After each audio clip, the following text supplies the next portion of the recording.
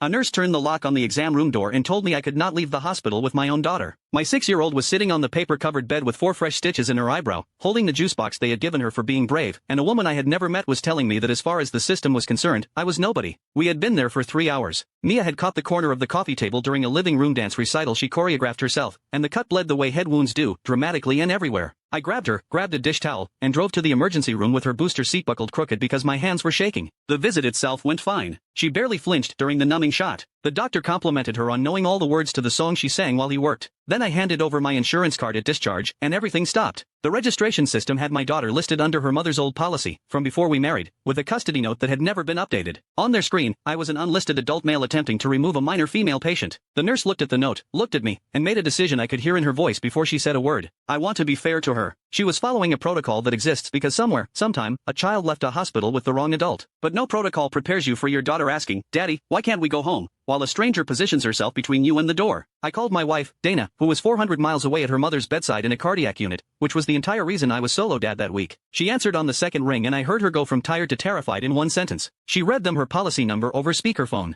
Not sufficient. She offered to video call. Not sufficient. The charge nurse said only a parent listed in the record or a court document would do, and the records office that could fix the listing had closed at 5. It was 8:40 in the evening. Mia fell asleep on the exam bed with her shoes on. A social worker arrived and asked me questions in the hallway. What was my daughter's birthday? Her pediatrician's name? Which allergies she had? I answered everything, and then, because the file still said what it said, she apologized and told me they might need to hold Mia overnight until the guardianship could be verified in the morning. 9 hours. That was the distance between me and losing a night of my daughter's trust in a building where she could hear me through the door. What saved us was a piece of paper in my glove compartment. Every year her school makes families fill out an emergency release form, notarized, listing every adult authorized to pick the child up. I had signed ours in September and shoved my copy in the car and forgotten it. I asked security to walk me to the parking lot and back, and I returned holding a notarized document with my name, my daughter's name, her photo stapled to the corner, and the school seal. The social worker read it twice. The charge nurse read it once. At 11:15 that night, someone updated a field in a database, and the lock on that door stopped applying to me. Mia woke up as I carried her across the parking lot. She asked if she still got ice cream for being brave, and I had to keep my voice level when I said yes. Obviously, ice cream was legally required now. She never knew anything had been wrong. That was the whole job, making sure she never knew. The next morning I was at the records office when it opened. Both parents are on every document now. The insurance listing is fixed. There are 3 notarized copies of that release form, 1 in each car and 1 in my desk, and Dana and I check the dates on them every fall like other people check smoke alarms. I think about that nurse sometimes.